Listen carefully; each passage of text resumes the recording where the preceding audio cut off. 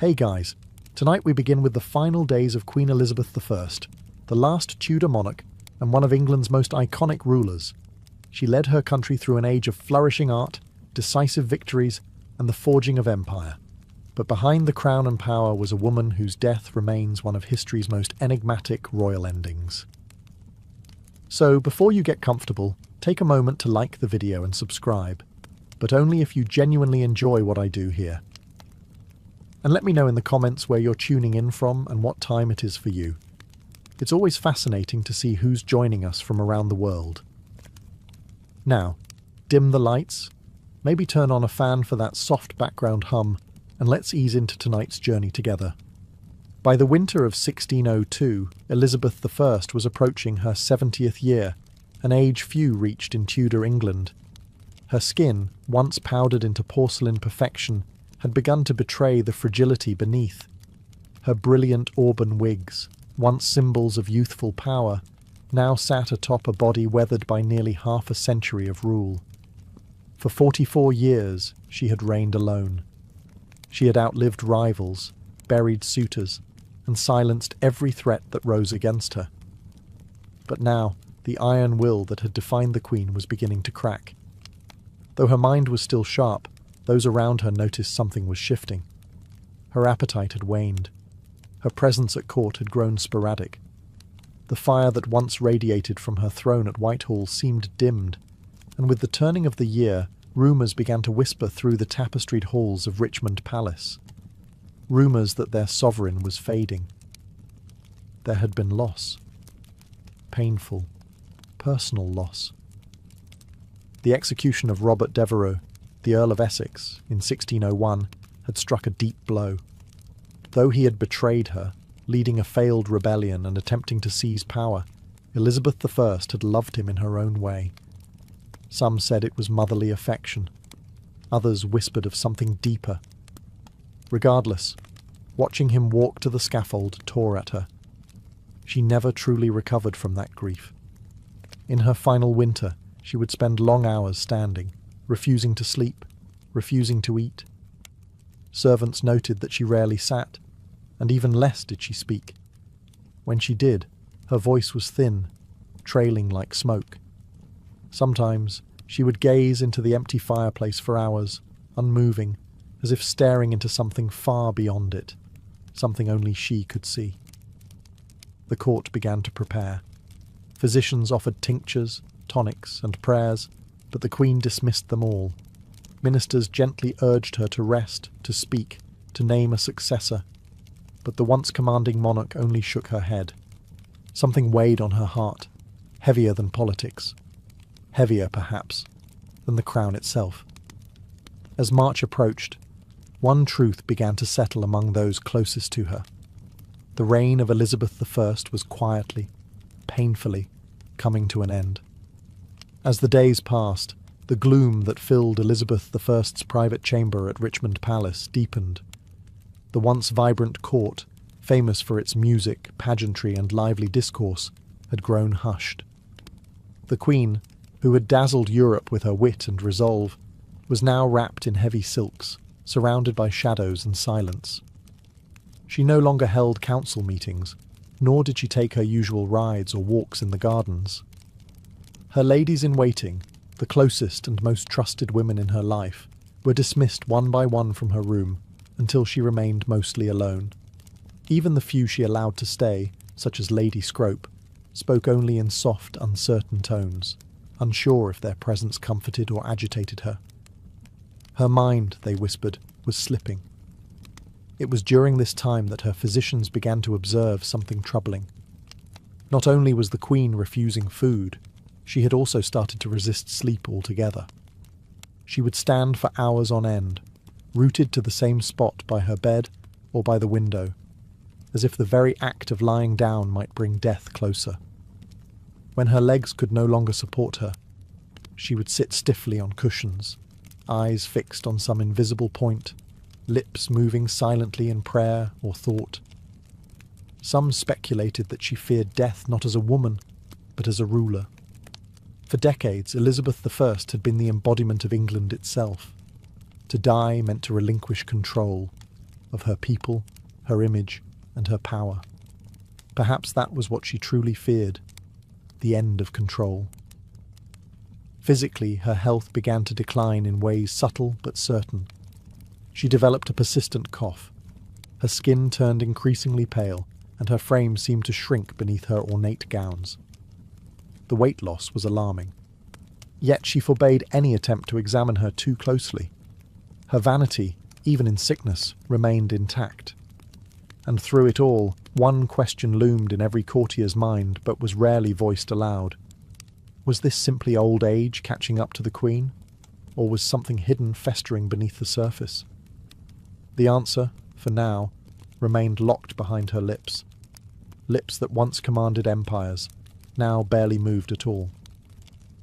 To understand the weight pressing down on Elizabeth I in her final weeks, one must look not only at her body, but at her heart, and more precisely, at the ghost that haunted it, Robert Devereux, the Earl of Essex. Their relationship had been volatile. Essex was dashing, ambitious, and impulsive. He flattered her, defied her, then begged for forgiveness, only to betray her again. In him, Elizabeth I saw both potential and peril. Despite his arrogance, she had favoured him, elevating him to great influence within her court. But in time, his ambition turned dangerous. In 1601, he launched a coup, a desperate, ill-conceived rebellion to seize power. She had no choice. The crown could not tolerate treason, no matter how charming the traitor. Elizabeth signed the death warrant herself. And when he was beheaded in the Tower of London, something inside her unravelled. From that moment forward, witnesses say the Queen began to change. It wasn't just sadness. It was as if a deep, corrosive guilt had lodged itself in her soul. Some claimed she carried a locket containing his portrait. Others swore she muttered his name in the dead of night. Whether these tales were true, or the invention of romantic courtiers, the effect was undeniable. The Queen who had once seemed untouchable now appeared human and deeply wounded. Grief in that age was poorly understood. What we now recognise as depression might have been seen as melancholia, a spiritual imbalance rather than an emotional one. But those around her saw it clearly. Her eyes had dulled. Her laughter ceased. Her energy faded. The courtiers who had once competed for her affection now stepped more cautiously. They feared her moods, unsure how far her sorrow might drag her down. She stopped composing letters. She stopped approving documents. She even stopped attending chapel, a sign more shocking than any, given her deeply Protestant faith. And perhaps most telling of all, she refused music. Elizabeth I had adored music all her life. She had sung, played instruments, and surrounded herself with composers and poets. Now she asked for silence. The Queen's heart, it seemed, had broken long before her body followed. As March of 1603 drew near, the decline of Elizabeth I was no longer hidden. What began as grief and withdrawal was now a public spectacle. Her slow, tragic unravelling witnessed by nobles, courtiers and servants alike. The once commanding sovereign, who had outwitted kings and silenced dissenters, now seemed adrift within her own palace. She would not speak of her condition. In fact, she barely spoke at all. She answered questions with gestures or simple nods. Days passed without a full sentence leaving her lips. When her advisers pressed her for guidance, on affairs of state, on the matter of succession, or on her own health, she turned away, retreating into herself as if words had become too heavy to lift. Physicians, summoned in increasing urgency, debated her symptoms. Some believed she suffered from a settling of humours, the vague Tudor diagnosis for mental or physical imbalance. Others suggested a cold distemper of the brain. But no one could agree on a cure, because no one could truly understand the cause. At this time, her physical posture became symbolic of her mental state. She refused to lie down. For hours, even days, she remained upright, sometimes leaning against cushions, sometimes gripping the arms of her chair, but never fully reclining. It was as though she believed that surrendering to sleep would mean surrendering to death. Servants would later report how the Queen stood silently in the corner of her room, cloaked in heavy black, unmoving for hours at a time. At night, they took turns watching her, unsure whether she was praying, mourning, or simply lost. The palace around her seemed to fall into a hush. Courtiers spoke in whispers. Nobles paced outside her door, anxious for news. And all the while, the air grew thick with unspoken fear, not just of losing their queen, but of what might come after. The realm had no clear heir. And though Elizabeth had long refused to name one, everyone suspected that James VI of Scotland would be chosen. But without her voice, without her seal, would her will be honoured? England was no stranger to power struggles, and a queen's silence could turn into a nation's chaos. The silence was no longer just hers, it was England's, holding its breath. Among the many whispered theories about Elizabeth I's death, one stands out, not because of its drama, but because of its slow, invisible nature. It wasn't a sword or poison goblet that may have killed her, but rather something far more insidious, her makeup. For decades, the Queen had adorned her face with a signature white mask of beauty, a thick layer of cosmetic powder known as Venetian ceruse. It was a fashion born from the aristocracy, designed to signal nobility, purity, and wealth. The mixture, however, contained two key ingredients: vinegar and white lead. Yes, lead. A metal we now know to be toxic, even in small quantities. Applied daily, layer upon layer, this lead-based makeup was absorbed through the skin. Over time, it could damage the nervous system, weaken the muscles, cloud the mind, and ultimately shorten the lifespan. The symptoms of lead poisoning read like a shadowed list of Elizabeth's final months: fatigue, depression, tremors, loss of appetite, cognitive decline, and skin deterioration. Her contemporaries noted that her teeth had blackened and fallen out. Her hair, once bright and flame red, had thinned and disappeared. Her skin, beneath the paint, was marked by sores and blemishes, signs that were hidden from the public behind pearl-studded wigs and powdered masks. And yet, the Queen remained committed to the illusion. She insisted on presenting the image of eternal youth, even as her body rebelled. That makeup was not just vanity, it was armour, and like any armour it came with weight, in this case, a poisonous one. Some modern historians believe that long-term lead exposure may have contributed significantly to her physical and mental decline. The irritability, the confusion, the refusal to sleep or eat. Even the depression that followed the death of Robert Devereux might have been magnified by chemical imbalance. But in her day, no one understood these dangers. Venetian ceruse was celebrated. It was even imported and used across Europe. The very thing that made Elizabeth I iconic may have also been one of the slowest, most cruel contributors to her downfall. In the end, the white mask that defined her public image may have also quietly hastened the fading of the woman beneath it. By the second week of March, 1603, the condition of Elizabeth I had become undeniable. Her courtiers now moved with urgency, though careful not to show panic. The Queen had stopped eating entirely. Her body, already thin, seemed to retreat into itself, her bones visible beneath the ornate fabrics that once projected power and grace. She was wasting away, and yet no one could give her illness a name. Tudor medicine had no clear diagnostic tools. There were no thermometers, no microscopes, no concept of infection as we know it. Illness was a matter of humours: blood, phlegm, yellow bile, and black bile. If those were imbalanced, disease followed. Treatments involved bleeding, herbal poultices, or purging the system. And yet, none of these worked. Because no one truly understood what was happening inside the Queen. Modern scholars have suggested that she may have succumbed to pneumonia. The cold air in Richmond Palace, mixed with long hours of standing and fasting, may have led to a lung infection. A persistent cough, chills, and a slow slide into delirium align with such a theory. And without antibiotics, even a mild case of pneumonia was potentially fatal. Others speculate blood poisoning, possibly due to abscessed teeth or infected sores under her cosmetics. Dental hygiene was poor, and Elizabeth had already lost several teeth.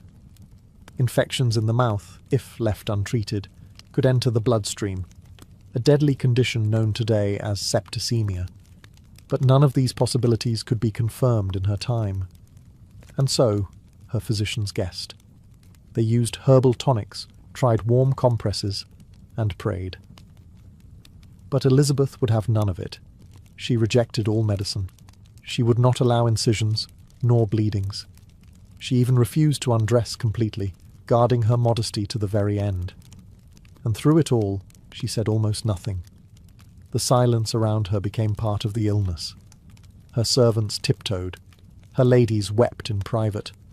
Her ministers watched, helpless, as the one figure who had dominated their lives for decades began to vanish, not in a blaze, but like a candle slowly dying in its holder. No one could help her. No one even knew what to call it. And so they simply waited for the end, or a miracle. Though her body was failing, it wasn't illness alone that burdened Elizabeth I. It was the immense, inescapable weight of rule. For over 4 decades, she had stood as the embodiment of England. Her crown was not just a symbol of power, it was a living thing, fed by every decision she made, every speech she delivered, and every threat she outwitted. But now, in the stillness of her chamber, that crown sat heavy and unclaimed. And the question of what came next loomed over the dying queen like a storm. Elizabeth had no children, no direct heir. The Tudor line, so fiercely defended and glorified, was ending with her. And though she had maintained a lifetime of political control, she had long resisted naming a successor. Why? Perhaps because naming one meant acknowledging her own mortality, something she had stubbornly refused to do. The most obvious candidate was James VI of Scotland, son of Mary, Queen of Scots, whom Elizabeth had executed decades prior. He was male, Protestant, and had a legitimate claim through his great-grandmother, Margaret Tudor. But his rise to the English throne would not be simple. Factions existed. Old grudges remained. Catholic claimants still lurked in the shadows. As the Queen's strength faded, pressure mounted on her to make a formal declaration. Ministers, especially Robert Cecil, the Secretary of State, pressed gently, but firmly. England could not be left rudderless. Civil war was not a memory so distant as to be forgotten. And in a world where monarchs ruled by divine right, the death of a queen without clear succession was a recipe for chaos. But Elizabeth remained silent. Some say she gestured when asked if James should be king, perhaps a subtle nod, perhaps nothing at all. Others claim she whispered, "I will have no rascal to succeed me," only to later accept the inevitable. But there is no record, no firm confirmation. The monarch who had delivered some of history's most memorable speeches would not speak her final decision. It is possible that, in her mind, acknowledging a successor was equal to surrendering, to admitting that her story, her dynasty, and her era were truly coming to a close. And perhaps that was more painful than death itself. As March drew on and the hours grew colder, those attending Elizabeth I faced a peculiar and increasingly disturbing reality. The Queen refused to sleep. Not occasionally, but entirely. Days and nights blended into one endless vigil as she remained seated or standing in her chamber, eyes distant, spirit detached. To many, it seemed that the Queen was terrified not of death, but of what lay between her and death: rest. There were moments when her attendants begged her to lie down, but she resisted with such force that they stopped asking. Her refusal wasn't rooted in stubbornness alone. It carried the weight of superstition and sorrow. In Tudor times, sleep was often viewed as a temporary death, a time when the soul drifted dangerously close to the beyond. And Elizabeth I, despite her formidable logic and intellect, may have believed that if she closed her eyes, She would never open them again. And so, she sat. Sometimes hunched in her chair, other times leaning against the wall, she defied the limitations of her failing body. The swelling in her legs worsened. Her breathing grew shallow. But still, she would not lie in bed. Her servants tried to coax her with music. She turned it away. They brought warm drinks. She waved them off. She did not wish to be comforted, nor convinced. It was as if she was standing watch over her own death, refusing to give it an invitation. Eventually, her strength began to betray her. She collapsed several times. On one occasion, she was found crumpled beside her chair, unwilling to cry out for help. After that, her ladies-in-waiting took turns staying close, hovering like ghosts of the court she had once commanded. Even they no longer spoke to her unless spoken to first. The atmosphere in the room was one of reverence, sorrow, and dread.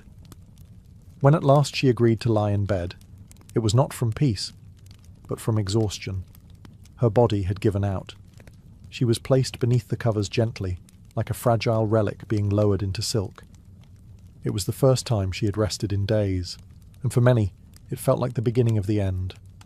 The moment Elizabeth I allowed herself to be laid in bed, her chamber transformed. The silence grew heavier, more sacred. Those closest to her gathered, advisors, ladies, physicians, each one aware that this was not just the death of a woman, but the closing of an age. The Tudor dynasty, which had ruled England for over a century, was ending with her final breath. The room was dim. Tapestries muffled footsteps. Candles flickered. Outside, the palace held its breath. No proclamations were issued, no bells tolled. Only whispers passed through the corridors of Richmond Palace. Those who had served her for decades now found themselves standing still, waiting for a word, a sign, a farewell that would never come. Despite the gravity of the moment, Elizabeth I said nothing. She had once been a queen of eloquence. Her words could rouse armies, silence parliaments, and charm foreign courts.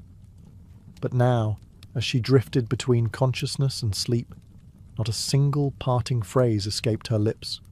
Not to her ladies, not to her council, not even to the realm she had so long protected. Instead, she communicated through faint movements, slight nods, flickers of the eyes, the barest tremble of her hands. Some thought they saw her reach toward the crown resting nearby. Others claimed she gestured toward a portrait of James VI, the presumed successor. But there were no declarations, no final speech to echo through history. What did she see, lying there in silence? Perhaps visions from her reign, the young girl imprisoned by her sister Mary, the triumphant queen greeting the troops at Tilbury, the glittering court of poets and explorers, the fires of religious wars, the execution of Mary Queen of Scots, the death of the Earl of Essex. A life of power, shadowed by solitude. Outside her chamber, preparations had already begun. Courtiers quietly packed their belongings. Ambassadors wrote coded letters to their kings. Messengers waited with horses ready. They all knew what came next. And yet, until the last moment, England remained a kingdom without a sovereign. For until her last breath, Elizabeth I was still queen. No one could take her place. Not yet. Not until she was gone. As the final hours of Elizabeth I's life unfolded, those who remained in her chamber stood like statues, silent, sorrowful, and uncertain. The queen no longer responded to touch or sound. Her breathing had grown shallow, irregular. Her skin, pale from age and illness, now took on an ashen hue. The fire in her had gone from a steady flame to a flickering ember. Lady Scrope, one of her most faithful attendants, refused to leave her side. She held the queen's hand and dabbed her brow with linen soaked in rosewater. Others stood in the background, whispering prayers, some aloud, others in their hearts. There was no ritual for this. There had never been a monarch like her before. Outside, Richmond Palace was wrapped in a quiet anxiety. No proclamation had yet been made, and still, No one dared call her death until the final breath passed. Messengers stood ready at the gates, prepared to ride to Scotland the moment it was confirmed, to deliver the news to James VI, the man who would be king. Inside, time seemed to warp. The minutes dragged like hours, and no one dared speak of what would come next. Even Robert Cecil, the chief architect of the peaceful transition to the House of Stuart, stood still, his papers folded in his hand. His greatest political manoeuvre, uniting England and Scotland under one crown, was moments away, yet entirely dependent on a woman in her final moments. Then, just before dawn on March the 24th, 1603, it happened. No cry, no gasp, just silence. The room remained motionless for a full minute, as if all feared the breath might return. Then quietly, Lady Scrope covered the Queen's face with a linen cloth. It was over. Elizabeth I was dead. Her passing was not marked with fanfare, nor even with a priest's final rites. She had refused them all. The Virgin Queen, as she was so often called, had died alone, surrounded not by family or heirs, but by the weight of history. A monarch born of scandal, who ruled through storms and fire, now passed into legend with the same dignity she held in life, quiet, unbending, and ultimately unknowable. The death of Elizabeth I sent a chill across the kingdom, not because it was unexpected, but because of what it left behind. A throne without a voice, a court without direction, and a realm uncertain of its next heartbeat. She had been the only monarch many in England had ever known. Her presence was woven into the fabric of everyday life, her image stamped onto coin and conscience alike. Now that image was still. Immediately after her death, her body was left undisturbed. According to tradition, her ladies kept vigil beside her, whispering psalms through trembling lips. A single candle burned at her bedside. The cloth over her face did not conceal her identity. It preserved it, as though the nation needed one final moment to believe she was truly gone. But while grief settled inside the walls of Richmond, elsewhere, wheels were already turning. Robert Cecil, perhaps the only man who truly understood the scale of this moment, stepped into motion. His secret correspondences with James VI of Scotland had prepared for this day. The couriers were sent, riding with breathless urgency through muddy spring roads, carrying news that would transform two kingdoms. Meanwhile, back in London, the people waited. No bells rang. No mourning was declared. The court kept the death quiet for several hours, fearing unrest or opportunistic power plays. But word eventually seeped out, first through servants, then to merchants and clergy. The Queen was gone, and with her, so too went the Tudors. There was no child, no sibling, no cousin raised at her side to step into her place. Elizabeth had left behind no personal heir, only the political hope that her choice, unspoken but widely assumed, would be honoured. The Privy Council met in hushed tones. The moment was fragile. A kingdom needed direction, and fast. The fear of factionalism, of Catholic uprisings, of foreign meddling, all these haunted their thoughts. The bloodshed of past successions loomed like a shadow, yet the Queen's long silence had not stopped her government from preparing. Within hours of her death, the Council declared that James VI of Scotland would become James I of England. A new dynasty began, but even as the nation turned toward the future, it did so in mourning. For the woman who had shaped an age and left behind a silence no crown could fill. After the Council announced the succession of James VI, now James I of England, the focus shifted to the care of the Queen's body. Elizabeth I, who had guarded her image with almost obsessive control throughout her reign, could no longer maintain the illusion. The mask she had worn, both literal and symbolic, was beginning to fall away. In life, she had been meticulous about appearances. She rarely allowed herself to be seen without her full regalia, the white lead makeup, the elaborate gowns, the fiery wigs.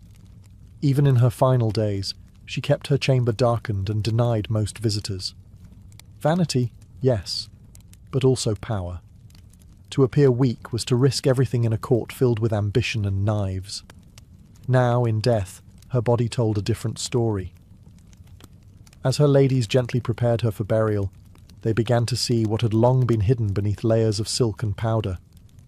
Her skin bore the signs of age and illness, bruising, lesions, and the pale, unnatural hue from years of toxic cosmetics. Her hands, once adorned with rings and sceptres, were thin and bony. Her hair, what little remained, had turned wispy and white.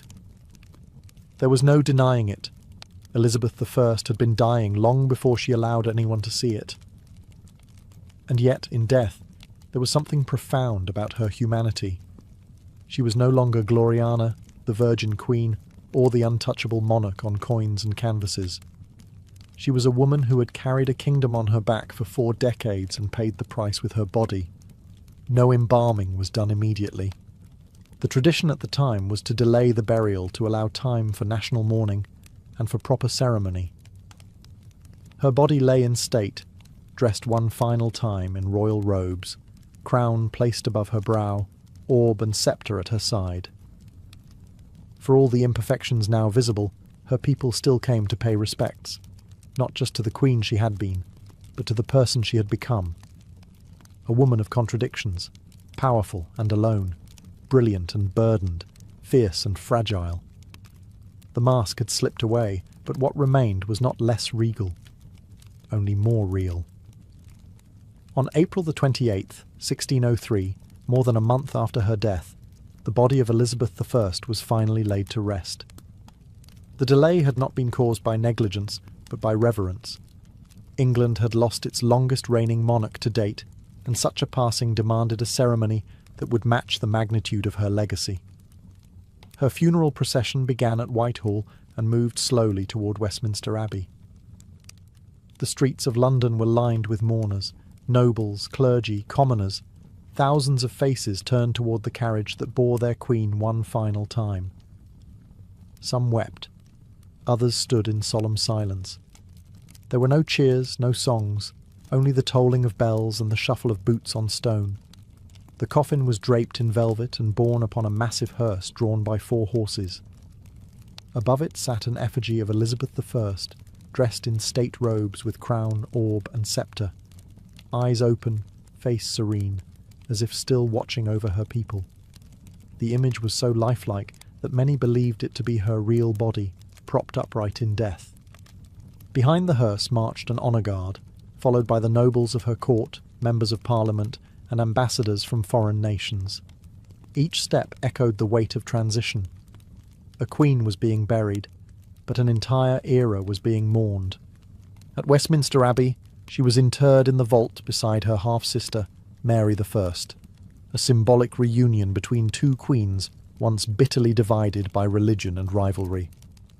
On the tomb, the inscription reads, "Partners in throne and grave, here rest we 2 sisters, Elizabeth and Mary, in the hope of one resurrection."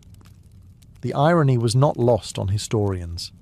In life, the sisters had been enemies. In death, they lay side by side. The funeral marked more than the end of a monarch.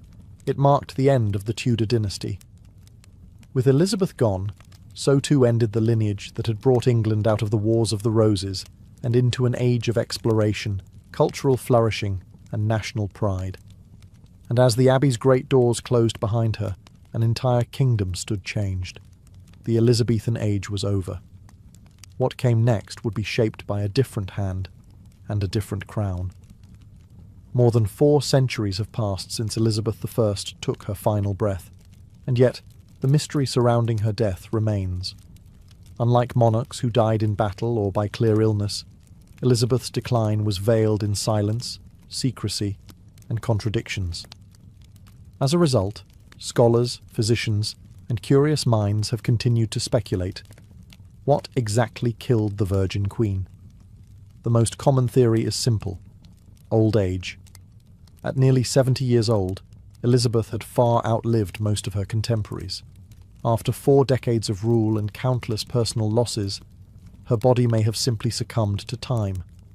Her refusal to eat, drink, or rest certainly contributed to her decline, and without modern medicine, even a minor ailment could turn fatal. Another compelling theory is pneumonia. The Queen reportedly caught a chill shortly before her final decline. Cold, damp conditions in Richmond Palace, combined with her weakened state, may have allowed an infection to take root. With no antibiotics and only rudimentary treatments, pneumonia would have been devastating. Yet other theories point to lead poisoning. Her famous white makeup, Venetian ceruse, was known to contain white lead, a toxic substance absorbed through the skin. Over decades, it could have damaged her organs, caused psychological changes, and slowly poisoned her from within. Symptoms such as fatigue, irritability, and cognitive decline all match modern understandings of chronic lead exposure. Then there is the possibility of blood poisoning, perhaps from an infected tooth or sore. Dental health was notoriously poor, and Elizabeth had suffered tooth loss and decay. A small infection could easily have entered her bloodstream, resulting in septicemia, a silent killer in an era without understanding of bacteria or sterilization. Finally, some historians explore the emotional and psychological toll, grief and depression. The loss of Robert Devereux and other beloved confidants seemed to break something within her. Her refusal to lie down, her long silences, her deep melancholy, all could be signs of profound psychological suffering, which, untreated, may have hastened her end.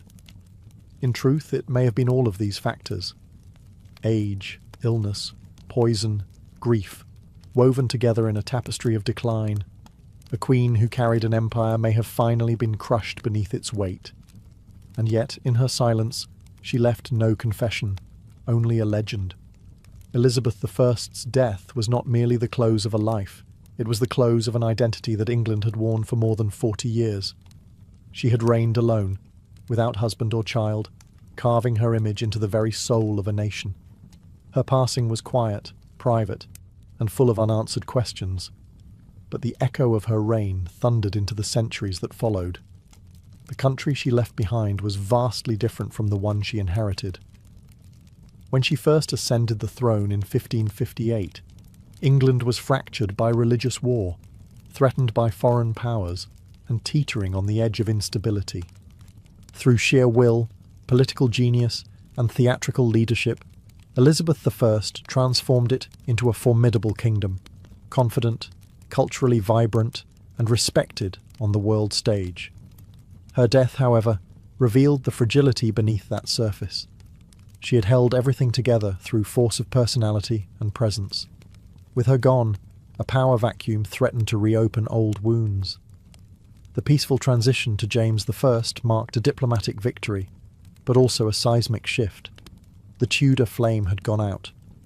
The Stuart dawn was uncertain, and yet, what lingered in the minds of her people wasn't just the politics, it was her persona, the speeches at Tilbury, the defiant rejection of marriage, the cultivated image of the Virgin Queen, the jewels, the gowns, the high forehead, the poetic rhetoric. All of it became mythic. Even her final silence served her legacy. She exited the world on her own terms, offering no final word, no dying gasp for legacy or pity. In life, she had been a master of performance. In death, she let the silence speak louder than any closing act. To this day, historians still debate the details of her death, but few debate her impact. The Elizabethan age remains one of the most celebrated periods in English history. Her name became shorthand for a golden era of poetry, exploration, and national pride. And though her body rests quietly beneath the stones of Westminster Abbey, her story continues to live in pages, on stages, and in the very spirit of the monarchy she once ruled. She died alone. But she did not die forgotten. Long before chocolate bars lined grocery store shelves and hot cocoa warmed winter hands, cacao was something entirely different. It wasn't sweet. It wasn't even eaten. It was drunk, bitter, frothy, and sacred. And for the ancient peoples of Mesoamerica, this strange, powerful bean held more than flavor. It held meaning. Our story begins over 3,000 years ago, deep in the tropical rainforests of what is now southern Mexico. The Olmecs, considered one of the first complex civilizations in the Americas, were likely the earliest people to cultivate the cacao tree. Though much of their history is shrouded in mystery, archaeologists believe the Olmecs used cacao in rituals, and possibly as a ceremonial drink consumed by elite leaders or shamans. It was no ordinary refreshment. It was a vessel for spiritual power. But it was with the Maya civilization that cacao truly became a divine gift. The Maya, whose empire spanned much of Central America from around 250 to 900 CE, worshipped cacao as a sacred plant bestowed by the gods. According to their mythology, cacao was a gift from the gods of creation, part of the very foundation of human life. The Popol Vuh, a sacred Maya text, describes the gods forming humans from maize and cacao, binding them to the natural world. Cacao was reserved for important moments. Priests offered it during religious ceremonies. Nobles drank it during elaborate feasts. It was believed to invigorate the spirit and open a gateway to the divine. Served cold and mixed with chili, spices, or cornmeal, the cacao drink was rich, intense, and energizing. Often it was poured from vessel to create a frothy foam, a sign of prestige and quality. But cacao's value went even deeper than ritual. Maya markets used cacao beans as currency. A few beans could buy a tamale. 100 could buy a turkey. People stored them like money, traded them, and even made counterfeit versions from clay. To the Maya, chocolate wasn't a treat. It was life, power, wealth, and worship all in one. It was the drink of the gods, flowing through the veins of kings and priests. And its bitter, intoxicating taste marked the beginning of one of the most remarkable culinary journeys in human history. Among the Maya, cacao was more than a beverage. It was a living symbol of divine order, woven into the very fabric of daily life and cosmic belief. This small, bitter bean from the jungle was thought to be a sacred substance, capable of connecting mortals to the gods, the earth, and the afterlife. In every major Maya city, from Tikal to Copan, cacao was present at the most important moments of life. When rulers were crowned, cacao was poured. When marriages were sealed, it was drunk by both bride and groom. And when the dead were laid to rest, vessels of cacao accompanied them into the tomb, offerings meant to nourish their souls in the next world. Cacao was commonly consumed during religious ceremonies, often by the priestly and elite classes. These drinks were not sweet, nor were they taken casually. They were blended with chili peppers, maize, vanilla, and sometimes even blood, a powerful combination intended to invigorate the spirit and induce visions. It was believed that drinking cacao could bring one closer to the divine, opening the mind to prophecy or sacred insight. The Maya also believed cacao trees were sacred. Their curved branches and brightly coloured pods symbolized life, fertility, and abundance. In art, cacao often appeared alongside gods and ancestral spirits. On painted ceramics and carved stelae, you can see scenes of kings offering cacao to deities, or gods themselves emerging from the pods as if born of divine fruit. But cacao's role extended beyond religion. It was a staple of the social and economic world. Hosting a guest, you served cacao, negotiating peace, you drank cacao together. For the Maya, to share cacao was to recognize shared humanity, an unspoken contract of trust, respect, and elevated purpose. Even in the homes of the wealthy, cacao drinking was ceremonial. Special vessels were used, beautifully painted cups, often marked with glyphs identifying the owner and the specific purpose of the drink. These weren't just dishes, they were heirlooms, crafted with care and reverence. The reverence for cacao shaped the Maya identity. It was not just consumed, it was celebrated, revered, and trusted as a bridge between realms. In a world ruled by ritual and cosmic cycles, cacao was the drink that kept the universe in balance. Centuries after the Maya, another mighty civilization would rise and elevate cacao even further: the Aztecs. By the time Hernán Cortés and the Spanish conquistadors arrived in the early 1500s, cacao was not just a spiritual symbol or luxury item. In the Aztec Empire, it was an institution, used as money, medicine, and a royal indulgence. The Aztecs didn't grow cacao in the cool, dry climate of their capital, Tenochtitlan. Instead, they acquired it through trade or tribute. Conquered provinces in warmer southern regions were required to send cacao beans as payment to the imperial centre. Tons of beans flowed into the empire's coffers, stored in granaries like modern banks. Each bean had value. A small rabbit could cost 10 beans. A turkey hen might cost 100. Servants were paid in cacao. Debts were settled with it. To counterfeit a cacao bean, to hollow one out and fill it with dirt, was a serious crime. In Aztec society, cacao was as valuable as gold. But its worth went beyond economics. Cacao, known as xocolatl, was revered as a warrior's drink. It was consumed by nobles, priests, and military leaders, never by commoners. Prepared with water, chili, and sometimes maize, it was believed to energize the body and sharpen the mind before battle. Emperor Moctezuma II is said to have consumed as many as 50 cups a day, believing it to be an aphrodisiac and a source of strength. Cacao was also a key element in religious ceremonies. Offerings were made to deities like Quetzalcoatl, the feathered serpent god who, according to legend, gave cacao to humanity after stealing it from paradise. It was believed that cacao had divine origins, and drinking it properly was a sacred act. In Aztec culture, cacao represented wealth, war, worship, and royalty. It was a seed of power, earned, stolen, traded, and honoured. But all of this would soon collide with European conquest. When Spanish eyes first saw the cacao bean, they didn't recognise its value. But that would change. The bitter drink of warriors and kings was about to cross the ocean, where it would be forever transformed, sweetened, commodified, and woven into a global obsession. When Hernán Cortés and his band of conquistadors first arrived in the Aztec capital of Tenochtitlan in 1519, they encountered a world both foreign and magnificent. Towering temples, floating gardens, and bustling markets stunned the Europeans. But among all the wonders, one thing caught their attention again and again: the peculiar use of a dark, bitter drink made from crushed beans. The Spanish watched as Moctezuma II was served cup after cup of xocolatl in golden vessels.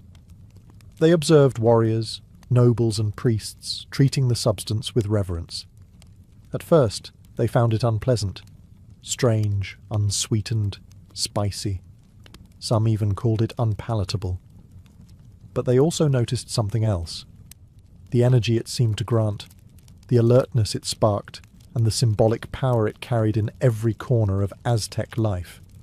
Once the conquest was complete, and the empire fell, Cortés brought more than gold and silver back to Spain. He brought cacao beans. He brought the knowledge of how to grind, mix, and drink them. And with that, chocolate entered Europe. At first, it remained a curiosity of the Spanish court, an exotic treasure of the New World. Monasteries began to prepare it in the traditional way, for nobles and royals only. But the European palate was different. Over time, the chili and maize were replaced with something new: sugar. Sugar changed everything. The addition of sweeteners to the bitter cacao drink sparked a culinary revolution. Suddenly, what had been a sacred, spicy brew of warriors became a sweet indulgence, something seductive, luxurious, and deeply fashionable. In Spain, and soon across Europe, chocolate was no longer a tool of ritual or tribute. It became a marker of wealth and sophistication. Aristocrats sipped it at salons. Royalty demanded it at their tables. It was still prepared as a drink, usually hot, but the flavour had softened. The rituals were replaced with recipes. The power once tied to gods and warriors now belonged to European elite. But even as chocolate delighted the palates of kings and queens, it carried a new bitterness, one not from taste, but from the human cost. To feed Europe's growing hunger for cacao and sugar, colonial plantations expanded, and behind them a new system of exploitation and slavery would begin. The drink of the gods had entered a new world, and it would never be the same. By the 17th century, chocolate had evolved from a sacred Mesoamerican ritual to a fashionable European delicacy. But behind this sweet transformation lay a growing darkness. The union of cacao and sugar, a pairing that delighted European palates, also became one of the driving forces behind one of history's most brutal systems, the transatlantic slave trade. As European demand for chocolate grew, so did the need for raw cacao. The lush equatorial regions of South America, Central America, and the Caribbean offered the perfect climate to grow the cacao tree. But harvesting it was labour-intensive. Cacao pods had to be picked by hand, split open, and the beans fermented, dried, and roasted. The same was true for sugarcane, another demanding crop. To maximise profit, colonial powers turned to slavery. The Portuguese, Spanish, French, Dutch, and British all participated in building plantation economies, fueled by enslaved labour. Millions of Africans were captured, shipped across the Atlantic, and forced to work under brutal conditions on plantations in Brazil, the Caribbean, and later, West Africa. Many would spend their lives cultivating cacao and sugar, never tasting the sweet confections their labour created. The human cost was staggering. In the pursuit of chocolate and sugar, families were torn apart, cultures were erased, and entire generations suffered. Yet in the drawing rooms of London, Paris, and Madrid, aristocrats sipped hot chocolate unaware, or uninterested, in the lives behind the beans. The commodification of cacao marked a turning point. It was no longer a sacred offering. It was a global product, something to be traded, taxed, and turned into profit. And as the industrial age approached, the demand would only grow. What began as a spiritual drink, crafted with reverence and ceremony, had now become entangled in empire and exploitation. The taste that had once symbolized divine connection now left a bitter residue, one of blood, suffering, and systemic injustice. Yet the allure of chocolate only deepened. Its association with luxury, love, and pleasure grew stronger, while its history of labour and suffering was quietly buried beneath layers of sugar and cream. The story of chocolate's rise was no longer just about flavour or ritual. It was about power, profit, and the people sacrificed along the way.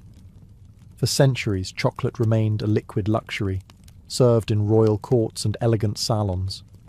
But as Europe entered the Industrial Revolution, chocolate was about to undergo another transformation, one that would forever change its form, its audience, and its place in the world.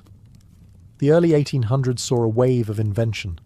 Mechanization and mass production were reshaping everything from textiles to food.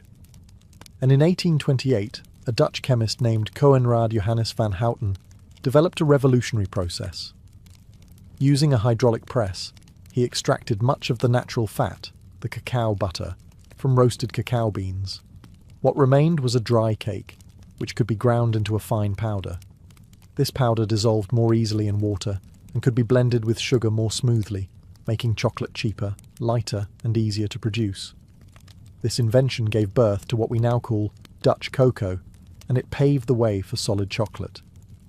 In 1847, the British company Fry & Sons took things a step further.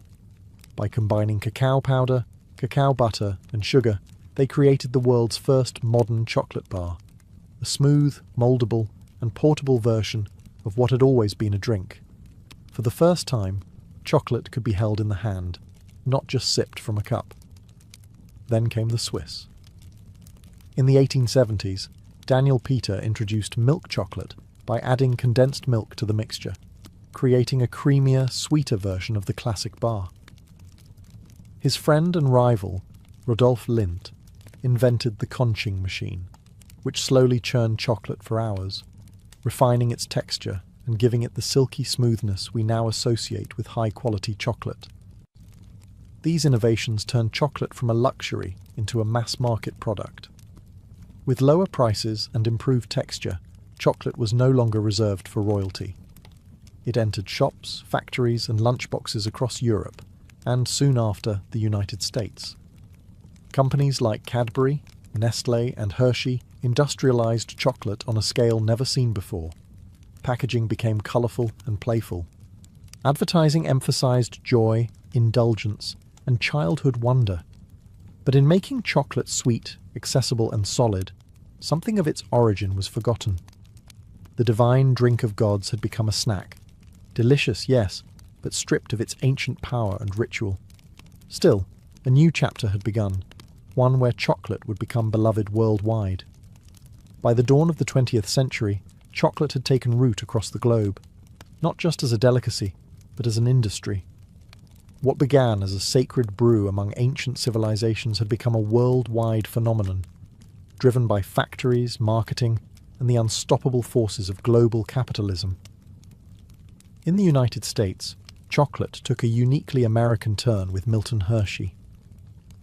In the late 1800s, Hershey applied mass production methods to chocolate, much like Henry Ford would later do with automobiles. His factory in Pennsylvania produced affordable milk chocolate for the average American, not just the elite.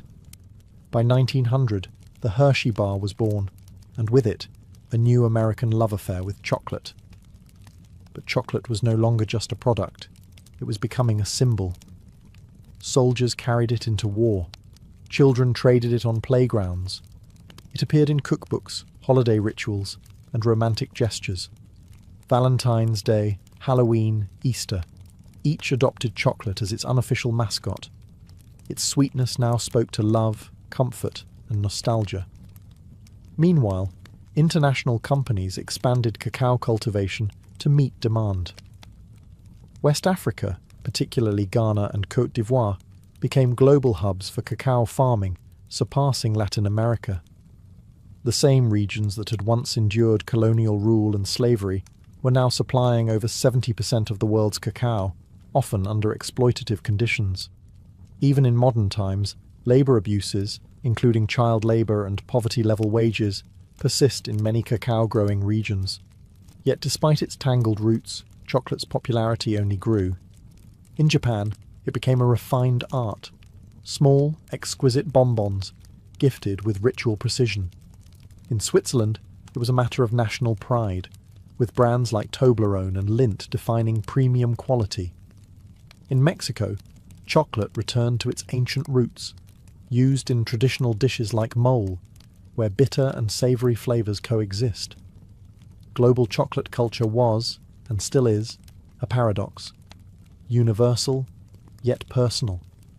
A product born of indigenous ceremony, transformed by empire, refined by industry, and then embraced in 1,000 unique ways across continents. From the Andes to Antwerp, from Ghana to Geneva, chocolate had become part of the human story. And even though few stop to wonder where it came from, every bite carries the flavour of history, sweet, bitter, and everywhere in between. In the whirlwind of industrial growth and global expansion, chocolate's ancient origins were largely forgotten. What once carried divine meaning and ceremonial weight had become, for many, just another snack, delicious, convenient, and sold by the millions. But in recent decades, a new movement has begun to stir. A rediscovery of chocolate's roots and a return to the bean. The craft chocolate movement began in earnest in the early 2000s, inspired by trends in coffee, wine, and slow food. Artisans and chocolatiers across the world started asking, where does our chocolate come from? Who grows it? What does it taste like before it's buried beneath sugar and additives? The answers led them back to the cacao bean. Unlike industrial chocolate, which is often blended from beans sourced in bulk, craft chocolate focuses on single-origin cacao, preserving the unique flavours of specific regions, soils, and fermentation styles. Beans from Madagascar might taste fruity and citrusy, while those from Ecuador could carry floral or nutty notes. Chocolate, it turned out, had terroir, just like wine. This reawakening wasn't just about flavour, it was also about ethics. With greater awareness came concern over how cacao is produced. Documentaries and investigations revealed ongoing labour abuses, including child labour and unfair wages on cacao farms. In response, many craft chocolate makers began working directly with farmers, paying premium prices for high-quality, ethically grown beans. Labels like Fair Trade, Direct Trade, and Rainforest Alliance emerged, each striving to create a more just and sustainable supply chain. Meanwhile, chefs and food historians began reviving ancient Mesoamerican uses of cacao.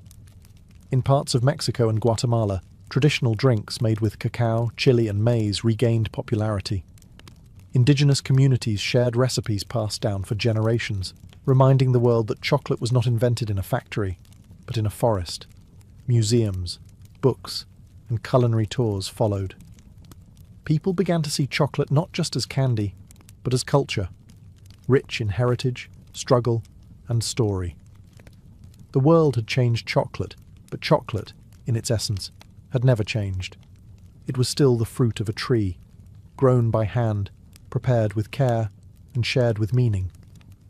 And for those who cared to listen, chocolate once again began to speak, not just in sweetness, but in memory.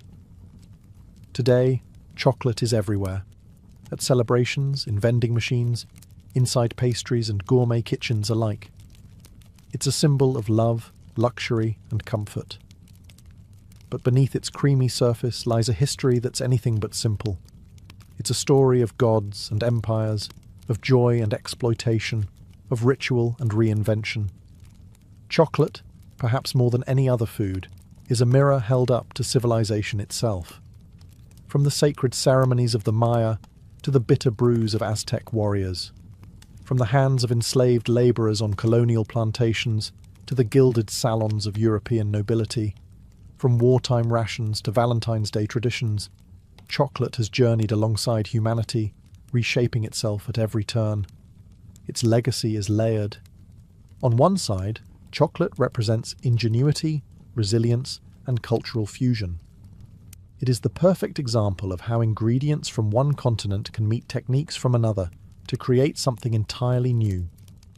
It has inspired poetry, science, and innovation, from the chemistry of tempering to the artistry of flavour balancing. But on the other side, it holds a shadow. Much of the modern chocolate industry still depends on the labour of impoverished farmers, many of whom have never tasted the chocolate bars their beans help produce. Despite awareness campaigns and ethical certifications, problems like deforestation, underpayment, and child labour remain ongoing concerns in the cacao supply chain. Chocolate is also a story of forgotten voices. The indigenous peoples who first revered cacao saw it as sacred. Their traditions, silenced by colonization, are only now being rediscovered, and their contributions acknowledged. Each time we bite into a truffle or sip a cup of hot cocoa, we engage, knowingly or not, with that deep and often painful history. And yet, for all its contradictions, chocolate continues to unite people. Across languages, borders, and beliefs, it brings joy. It comforts. It celebrates. It endures. Perhaps that is chocolate's greatest legacy, not just its flavour, but its ability to evolve, to adapt, and to survive the rise and fall of civilizations. From ritual to recipe, from seed to symbol, chocolate has always meant more than it seemed. It is, in the end, not just a treat, but a story, one that even now we are still writing. In the early decades of the 19th century, the United States was a young and growing nation, restless in its ambitions. Its population was surging, and white settlers were pushing outward, hungry for farmland, gold, and opportunity. To many, the promise of the American frontier was a divine right. But to fulfill that dream, they looked westward, not into wilderness, as they imagined, but into lands already deeply rooted in memory, culture, and life. Those lands belonged to Native American nations. Among the most prominent were the Cherokee, Creek, Choctaw, Chickasaw, and Seminole, tribes with sophisticated political systems, written languages, newspapers, and schools. These were not scattered bands of nomads. They were sovereign communities, many of which had long tried to coexist with the United States on legal and diplomatic terms. The Cherokee Nation, in particular, had adopted numerous elements of American society in hopes of preserving their autonomy. They drafted a constitution modelled after that of the US, practiced agriculture, and many converted to Christianity. They published a bilingual newspaper. They even sent delegates to Washington. But to white settlers and politicians, assimilation was never enough. What they wanted was the land. Georgia, Alabama, Mississippi, and other southern states began encroaching more aggressively into native territories. They passed laws invalidating tribal governance, nullifying native property rights, and pressuring the federal government to act. The discovery of gold in northern Georgia only heightened the urgency. The land, they argued, was too valuable to remain in native hands. President Andrew Jackson, a former general and staunch advocate for removal, stepped forward with a solution. Clear the east of native nations entirely. Relocate them beyond the Mississippi River, to a place where they would no longer obstruct the march of cotton plantations and white settlement. This was not merely policy, it was ideology. Manifest Destiny, though not yet named, pulsed through the veins of the American project. The belief that white Americans were destined to expand from coast to coast came at the expense of anyone in their way. And in the 1830s, that meant entire nations of people. Thus, the stage was set, not for progress, but for one of the most sorrowful and shameful journeys in American history, the Trail of Tears. On May 28, 1830, President Andrew Jackson signed into law the Indian Removal Act, legislation that would forever alter the lives of tens of thousands of Native Americans. Though cloaked in the language of fairness and voluntary exchange, the act marked the beginning of a calculated and relentless campaign to remove native tribes from their ancestral homelands in the southeastern United States. The act authorized the president to negotiate treaties with native nations, exchanging their lands east of the Mississippi River for territory in what was then called Indian Territory, an expanse of land that would later become Oklahoma. Supporters of the law argued that it would protect native peoples from extinction by placing them far from white encroachment. But in truth, it was a land grab, dressed in the rhetoric of protection. Andrew Jackson, a military hero celebrated for his brutal campaigns against the Creek and Seminole, saw removal as a logical continuation of American expansion. He claimed native peoples could not live in harmony with white settlers. Removal, he argued, was not only beneficial, it was inevitable. They have neither the intelligence, the industry, the moral habits, nor the desire of improvement, he once said of native nations. They must perish, or they must abandon their habitations and wander far into the wilderness. Congress was divided, but the bill passed, narrowly. In the Senate, it cleared by just 3 votes. In the House of Representatives, it passed by a margin of 5. These slim victories were enough to set into motion one of the most tragic episodes in American history. Some tribes agreed to relocate, fearing war or further loss. Others held out, believing the promises of treaties that offered money, supplies, and safe passage. But these promises would prove hollow for many. In practice, the removal process was chaotic, cruel, and often violently enforced. What the law claimed would be a peaceful transfer quickly became a nightmare of broken agreements, corruption, and forced marches. Entire communities were uprooted, homes burned, crops destroyed. Soldiers arrived at the doorsteps of families, ordering them to pack what they could carry. Behind them came settlers, ready to claim the cleared land. The Indian Removal Act didn't just redraw maps, it severed ancestral ties, destroyed lives, and exposed a bitter truth. American expansion was built not only on hope, but on heartbreak. While many tribes faced mounting pressure to sign removal treaties, the Cherokee Nation chose a different path, one grounded not in weapons, but in words and law. Determined to defend their sovereignty, the Cherokee took their fight to the courts of the United States, using the very legal system that had been used against them. Under the leadership of Principal Chief John Ross, the Cherokee drafted a constitution, created a formal government, and asserted their right to exist as a sovereign nation within U.S. borders. They believed that by proving their civilization and political structure mirrored that of the American Republic, they could protect their territory. Their resistance culminated in two landmark Supreme Court cases. In Cherokee Nation v. Georgia, 1831, the Cherokee sought a federal injunction against laws passed by the state of Georgia that stripped them of their rights and lands. The court, led by Chief Justice John Marshall, ruled that the Cherokee were not a foreign nation and thus had no standing to sue, a devastating blow. But the next year, a second case would shift the tide. In Worcester v. Georgia, 1832, the court ruled in favour of the Cherokee, declaring that the state of Georgia had no authority to impose laws on Cherokee territory. Marshall affirmed that the federal government alone could negotiate with sovereign native nations. For a brief moment, justice appeared to be on the Cherokee's side. But President Andrew Jackson reportedly responded with chilling defiance. "John Marshall has made his decision. Now let him enforce it." Whether he actually said those exact words remains debated, but his actions left no doubt.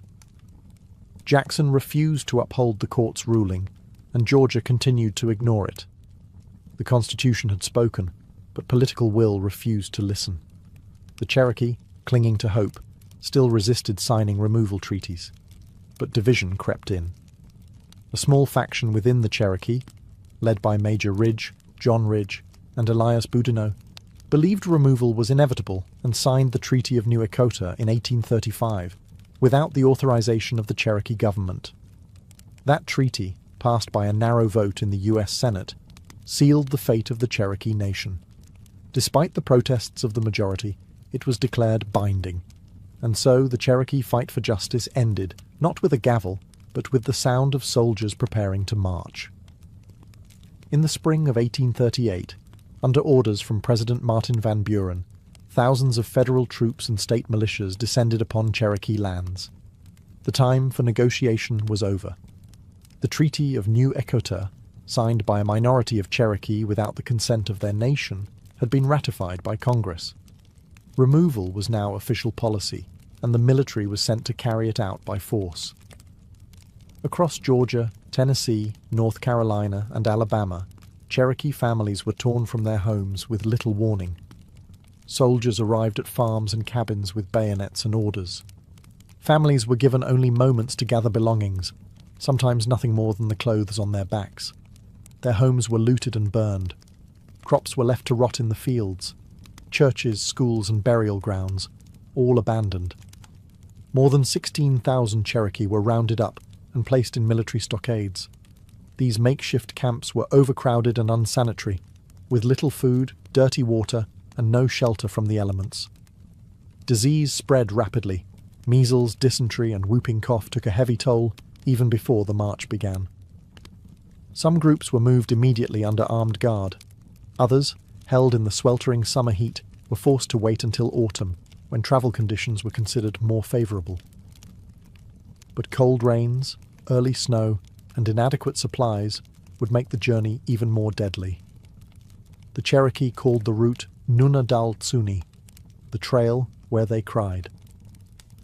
Roughly 100 to 200 miles stretched between their homes and the so-called Indian Territory. The march was slow, harsh, and humiliating.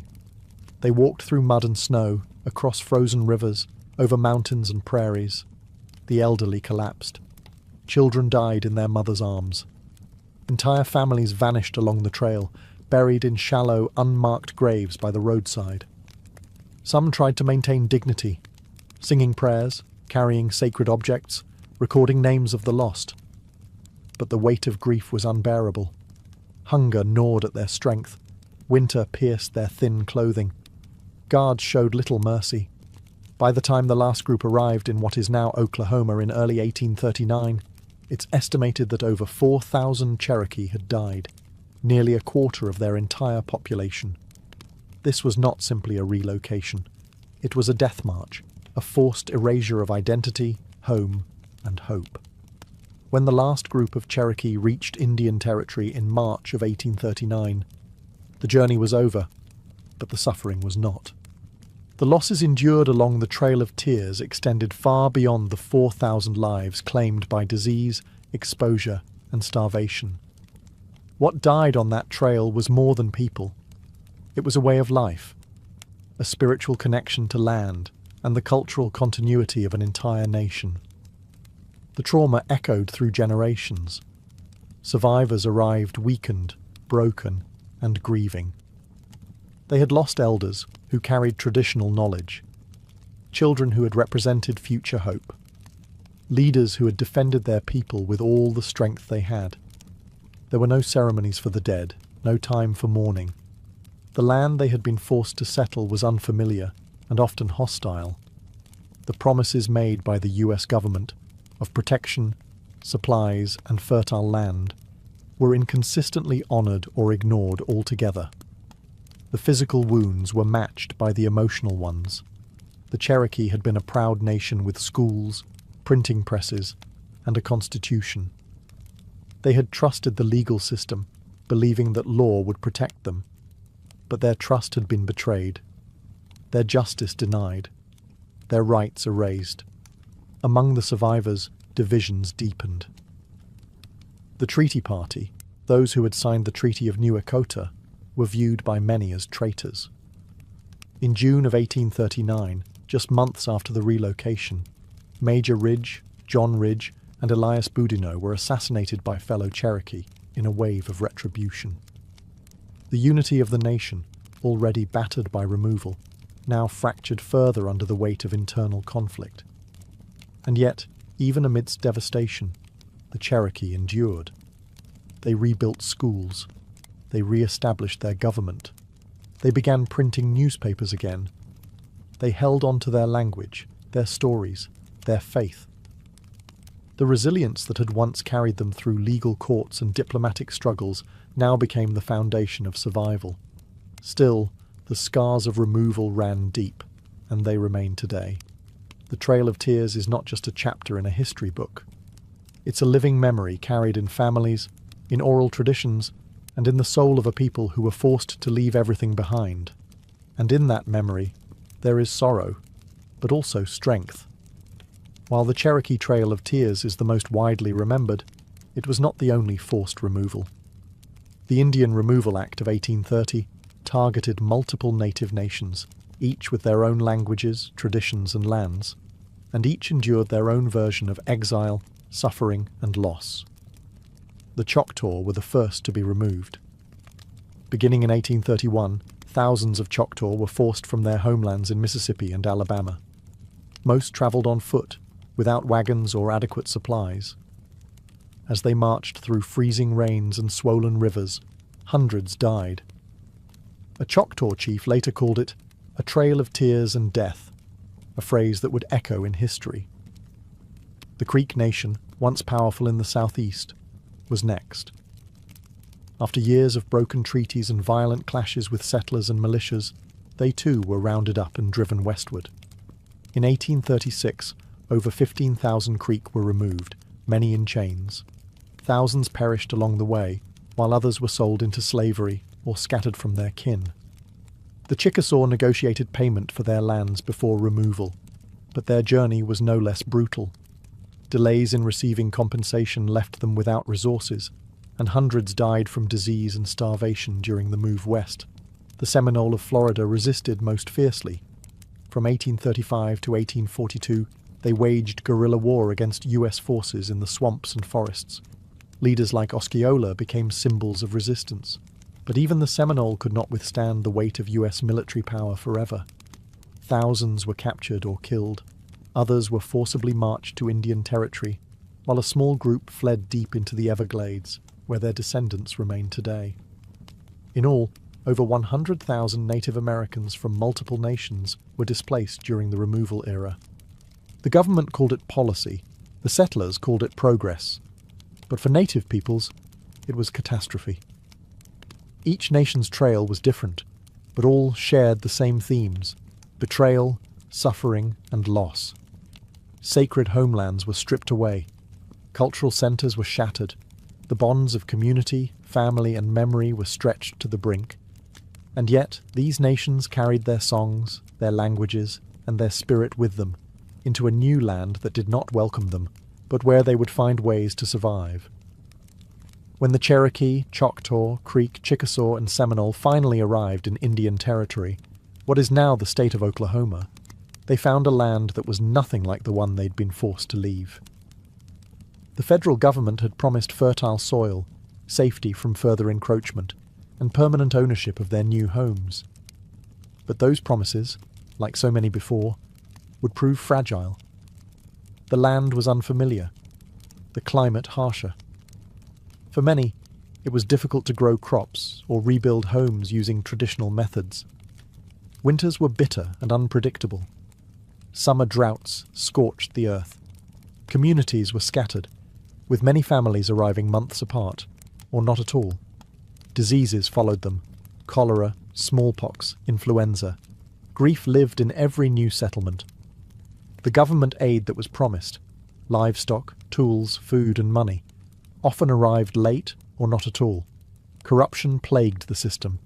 Contractors cut corners, supplies were spoiled, resources meant to help resettled families start over were siphoned off by middlemen or bureaucrats with little oversight.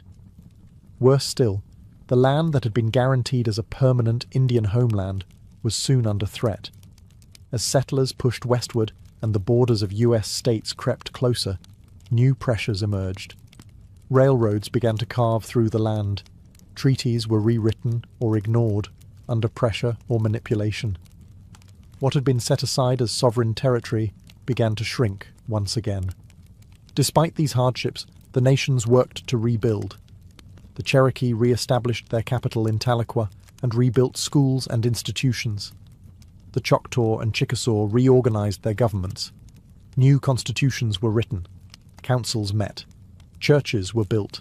Farming resumed. Communities began to heal, not by forgetting, but by enduring. And yet, even in Indian Territory, the shadow of removal loomed. Every promise made to protect their new homeland was vulnerable to the same forces that had driven them from their original lands: greed, expansion, and disregard.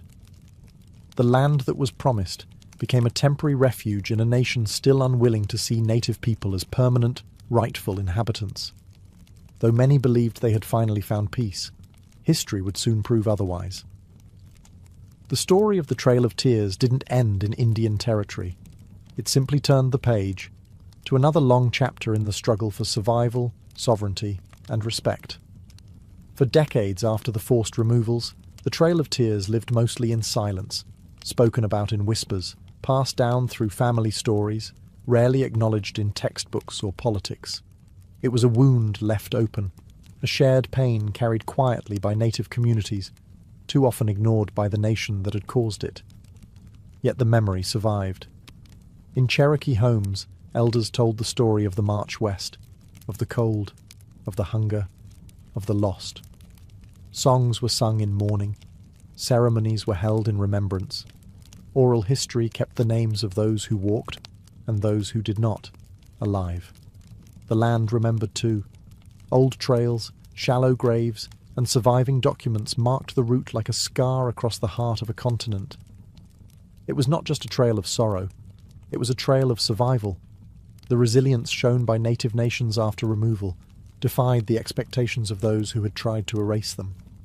In the decades that followed, the Cherokee, Choctaw, Creek, Chickasaw, and Seminole would not only rebuild, they would thrive.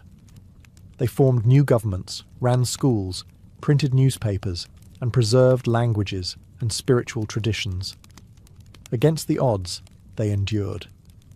Still, the silence from outside their communities remained. Not until the late 20th century did wider America begin to reckon, even faintly, with the tragedy of the Trail of Tears. Activists and tribal leaders worked to reinsert the story into national memory. Memorials were erected. Commemorative trails were marked. School curriculums were slowly updated. The phrase Trail of Tears became a recognized term, not just among historians, but in the national consciousness. But acknowledgement is not the same as justice. The effects of removal are still felt. The disconnection from ancestral lands, the historical trauma, and the legacy of broken promises continue to shape the realities of native communities today. Yet through every hardship, the strength of these nations endures. The same spirit that guided them through forests, across rivers, and into exile still lives on in language revival programs, cultural preservation efforts, and the stories told around fires and kitchen tables. The Trail of Tears is not just about what was lost, it's about what was carried forward. Faith, memory, and the unyielding will to survive. Today, the Trail of Tears is remembered not only as a historical event, but as a living memory, a reminder of injustice, of resilience, and of the strength it takes to carry a people forward when the world turns against them. The route that once echoed with footsteps of grief now serves as a sacred path of remembrance. Across the United States, monuments, trails, and museums mark the journey. The Trail of Tears. National Historic Trail, designated by Congress in 1987, stretches over 5,000 miles across 9 states, tracing the paths taken by those who were forced to march westward. It winds through forests, fields, and quiet towns, inviting visitors to walk, if only for a moment, in the footsteps of those who endured it. But true remembrance goes beyond monuments. For the descendants of those who walk the trail, memory lives in community, language, and ceremony. Tribal nations continue to honour their ancestors through annual memorial rides, storytelling gatherings, and language revitalisation programs. What was once a story nearly silenced is now reclaimed and spoken with pride. Schools now teach it, films portray it, authors and poets give voice to the sorrow and strength of that era. And native youth grow up knowing that their identity is rooted in more than survival. It is rooted in courage, resistance, and continuity. Yet, there is still work to do.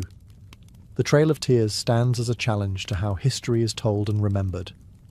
It asks us to confront the cost of expansion, the cruelty behind policy, and the ongoing struggles faced by Indigenous peoples. It reminds us that progress without humanity is not progress at all. It is erasure. To honour the Trail of Tears is to do more than look back. It is to listen, to learn, and to uplift the voices that once were pushed aside. It is to recognise that the story of America is incomplete without its native nations, not just in the past, but in the present, and in every chapter yet to come. And so we remember, not just with sorrow, but with deep respect. Because even in the face of betrayal and exile, the people walked forward, and they did not vanish. They endured. For in the biting cold of early 1692, Salem Village, Massachusetts, was a place thick with unease. Tucked into the harsh New England wilderness, this Puritan settlement was more than just a collection of farms and meeting houses. It was a community teetering on the edge of spiritual and social collapse. The people of Salem believed they were God's chosen, placed in a wild and dangerous land to carve out a righteous life. But beneath their devotion simmered years of fear, tension, and division. The Puritans lived under a strict religious code. They believed in an invisible world filled with angels and demons. The devil, they were taught, was not a metaphor, but a real and active force. Witches, they believed, could sign the devil's book, casting spells and corrupting the innocent. To question this was to question Scripture. To doubt a minister was to challenge God. And Salem had no shortage of spiritual pressure. Reverend Samuel Parris, the village's minister, was a deeply polarizing figure. Harsh, suspicious, and often paranoid, he saw signs of sin everywhere. His sermons thundered with warnings of damnation and the devil's work. He divided the congregation with his fire and brimstone preaching, creating deep rifts among neighbours and families. Beyond the pulpit, Salem faced economic and political strain. A long-running feud between Salem Village and the wealthier Salem town caused constant tension. Land disputes were common, and the boundaries between property, belief, and personal grievance were often blurred. Old resentments lingered just beneath the surface. To make matters worse, the surrounding wilderness was a source of terror. The memory of brutal Native American attacks during King Philip's War was still fresh. Crops had failed the year before. Smallpox had swept through the region. In the Puritan mind, these disasters were not chance. They were punishment for hidden sins. It was in this atmosphere of religious anxiety, political rivalry, and survivalist dread that a group of young girls would begin to act strangely. Their sudden fits, wild accusations, and cries of witchcraft would not be dismissed as childish games. Not here, not in Salem. Because in Salem, the devil was real. And in 1692, the villagers believed he had come to visit. It began, as many tragedies do, with children. In January of 1692, two young girls in Salem village, 9-year-old Betty Paris and her 11-year-old cousin Abigail Williams, began to behave in alarming ways. They screamed, thrashed, and contorted their bodies into unnatural positions. They barked like dogs, hurled objects, and spoke in gibberish. When reprimanded, they wailed in pain and claimed they were being pinched or pricked by invisible forces. Their afflictions confounded the adults around them. Reverend Samuel Paris, Betty's father, initially saw the behaviour as disturbing, but perhaps curable. A local doctor, William Griggs, examined the girls and gave a chilling diagnosis. They were under an evil hand. In a deeply religious and superstitious community like Salem, that meant only one thing: witchcraft. Soon, other girls began to display the same symptoms. Anne Putnam Jr., Mercy Lewis, Mary Walcott, and Elizabeth Hubbard joined the afflicted circle. Their fits escalated, drawing the attention of the entire village. These girls were not from the fringes of society. They were daughters of prominent families, respected members of the Puritan order. That gave their words weight. When pressed to name the cause of their suffering, the girls did something that would change the fate of the entire colony. They pointed fingers. The first to be accused was Tituba, an enslaved woman of Caribbean origin in the Paris household. She was a convenient target. Foreign, non-white, and associated with stories and rituals that seemed exotic and suspect to Puritan eyes. Alongside her, the girls named two other local women: Sarah Good, a poor and often homeless beggar, and Sarah Osborne, who had scandalized the community by refusing to attend church and marrying her servant. 3 women, each vulnerable in different ways, were suddenly the focus of an entire town's suspicion. They were arrested and jailed. For the villagers, this was a spiritual emergency. If witches walked among them, they had to be identified and purged. What had begun as an unexplained illness in a single household now spiraled into full-blown panic. And as the accusations spread, no one, not neighbours, not friends, not even family, would be safe from suspicion. Salem had opened the door to fear, and it would not be easily closed. In the early months of 1692, as more villagers fell into hysterics and more names were whispered in fear, Salem's courts began relying on a kind of evidence never before used in any English-speaking legal system: spectral evidence. It would become the most controversial and damning tool of the trials, and the most dangerous. Spectral evidence was based on the belief that a witch could send her spirit, or spectre, to torment victims from afar. The afflicted girls would scream in court, claiming to see the accused person's ghost pinching, choking, or stabbing them, while the accused stood silently in front of them, often in disbelief. To the Puritan mind, this wasn't imagination or performance. It was considered valid proof of a pact with the devil. When the accused denied their guilt, they were accused of lying. And when they stayed silent, that too was seen as an admission of guilt. Those who confessed, however, were often spared execution, especially if they named other witches. This perverse incentive caused a wave of coerced confessions. Tituba, the enslaved woman accused first, confessed under pressure. She claimed that a tall man from Boston, clearly meant to suggest the devil, had visited her and promised her freedom if she served him. She described strange creatures, flying spirits, and even said she had seen a witch's book filled with signatures, implying that others in the village had also made deals with Satan. Her testimony was graphic, theatrical, and terrifying. Whether Tituba's confession was strategic, survival-driven, or partly imagined, remains debated. But it had a powerful effect. It validated the girl's accusations and stoked public fear. If witches were real, and if they moved unseen, then anyone could be guilty. Soon, more confessions followed. Some extracted under duress, others offered in hope of mercy. Those who refused to confess were often treated more harshly than those who admitted guilt. The line between truth and fantasy vanished in the candle-lit courtrooms. Hysteria drowned reason. Ministers urged caution, but too often their voices were ignored. Jails filled with the accused, farmers, midwives, churchgoers, even children. The foundations of justice in Salem were crumbling. A town once governed by scripture and order now answered to visions, screams, and shadows. And still, the accusations grew. By the spring of 1692, the accusations had overwhelmed Salem's jails. What began as a local disturbance had spread into a full-blown judicial crisis, with more than 100 people imprisoned and the colony struggling to process the chaos. In response, Massachusetts Governor William Phips established a special court, the Court of Oyer and Terminer, meaning to hear and determine, specifically to handle the witchcraft cases. The court convened in Salem town, and its judges included respected men like William Stoughton, Samuel Sewall, and John Hathorne. But even their experience and stature couldn't shield the proceedings from hysteria.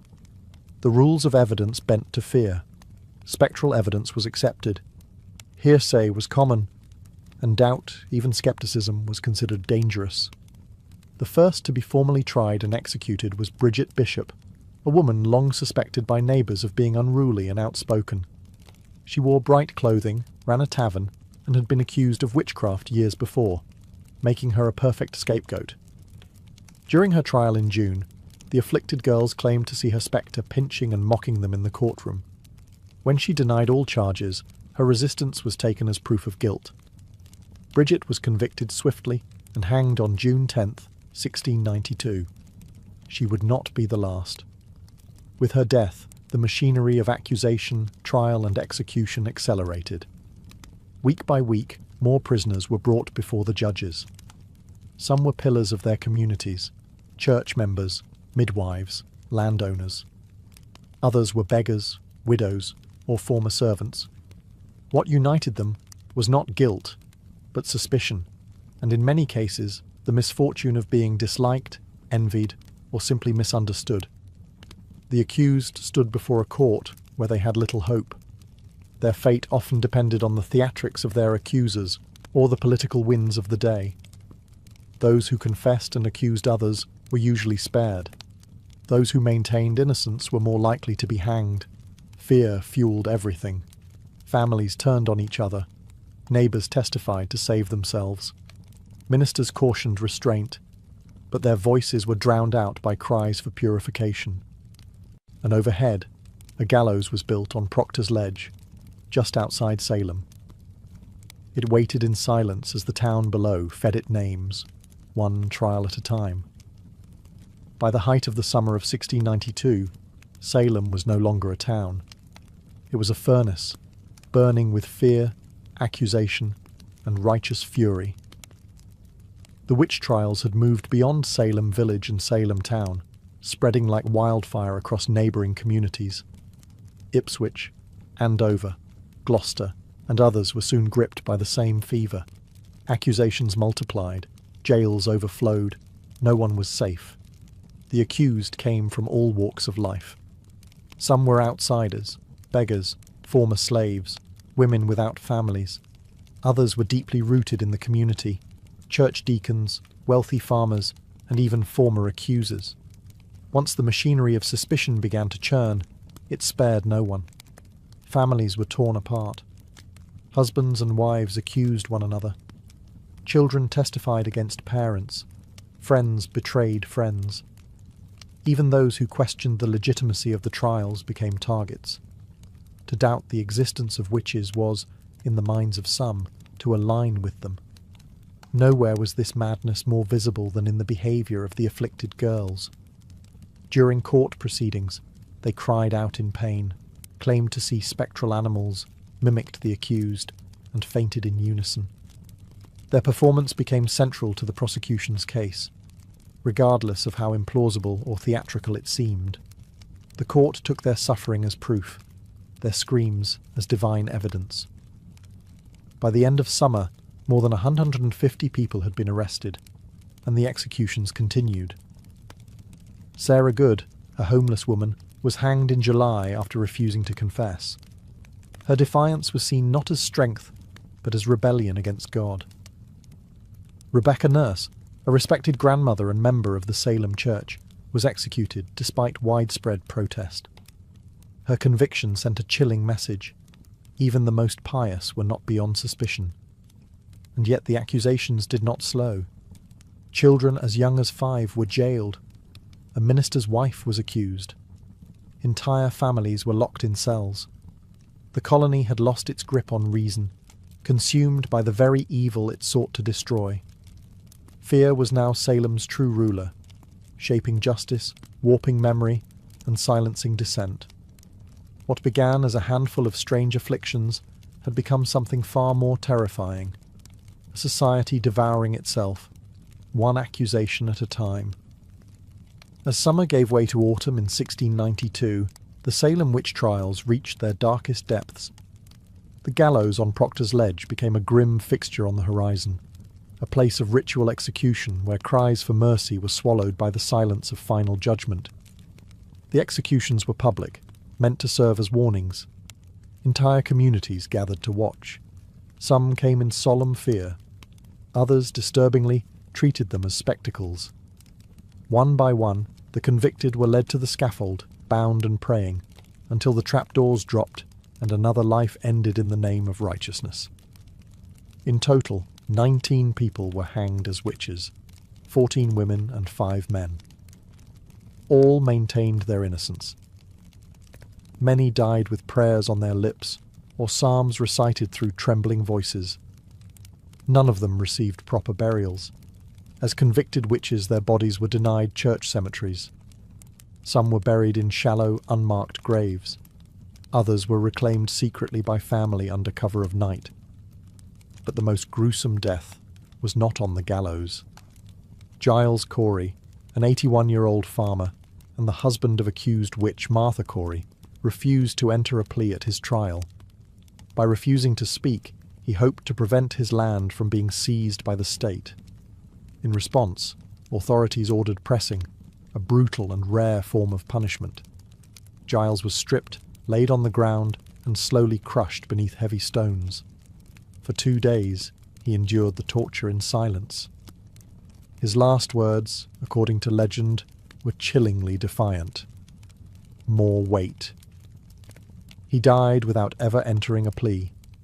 His resistance made him a tragic symbol of the injustice that had overtaken Salem.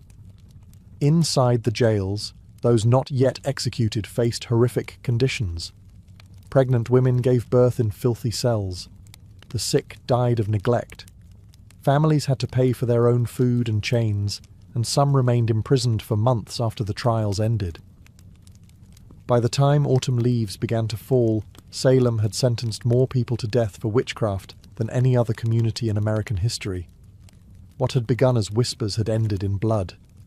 And though the executions would soon cease, the damage to Salem's soul had already been done. By the end of September 1692, the fever that had gripped Salem began to falter. The turning point came not from the courts or the clergy, but from a growing sense of unease, a recognition, too long delayed, that something had gone terribly wrong. Doubt crept in quietly. It started when respected citizens, like Rebecca Nurse and John Proctor, were hanged. If such devout, upright people could be witches, who could be trusted?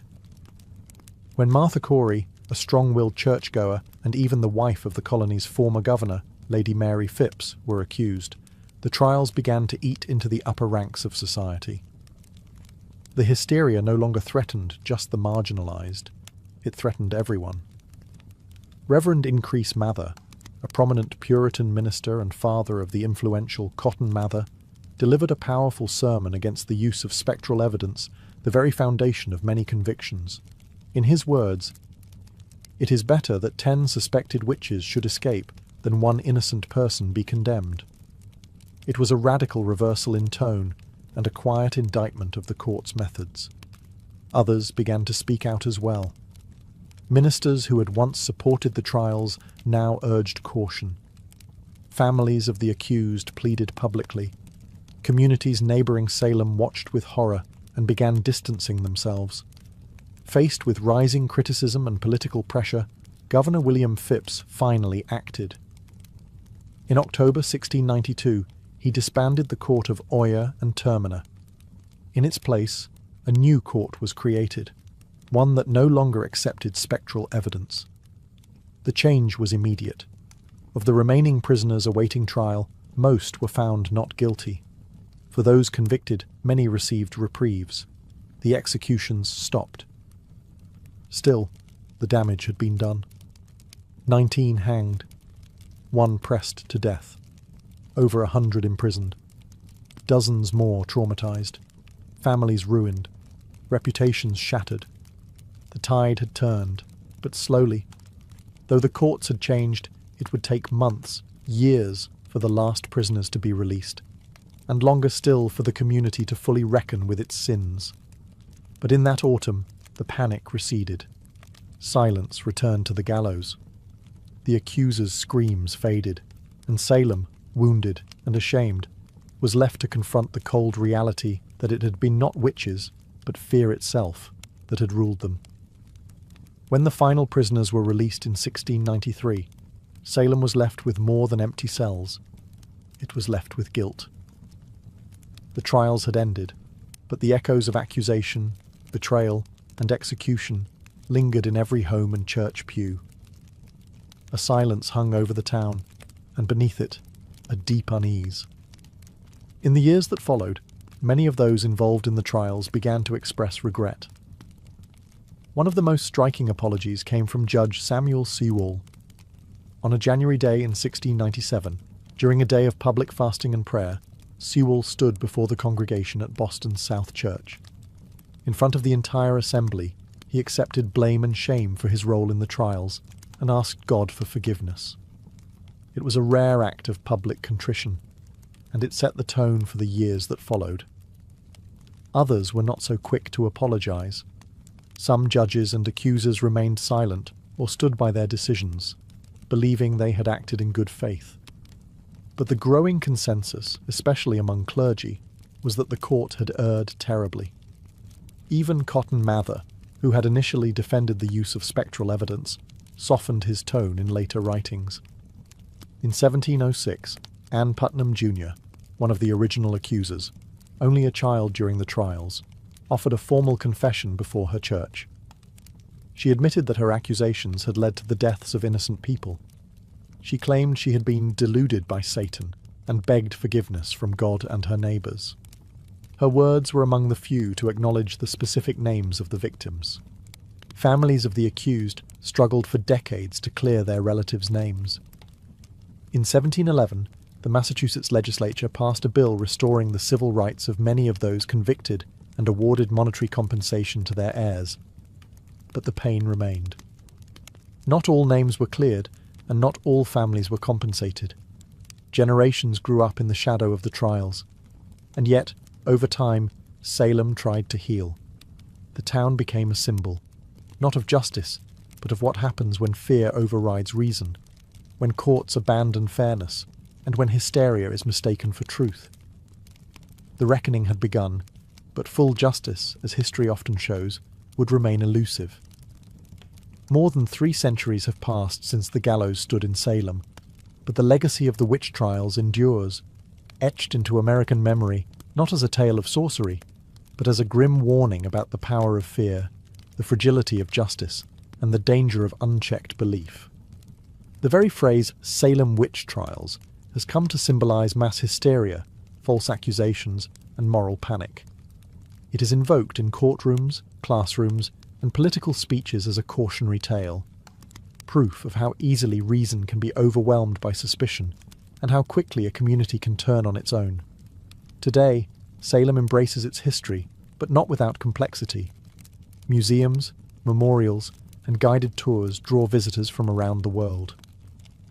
The Salem Witch Trials Memorial, dedicated in 1992 on the 300th anniversary of the trials, features 20 granite benches, each inscribed with the name of one of the executed.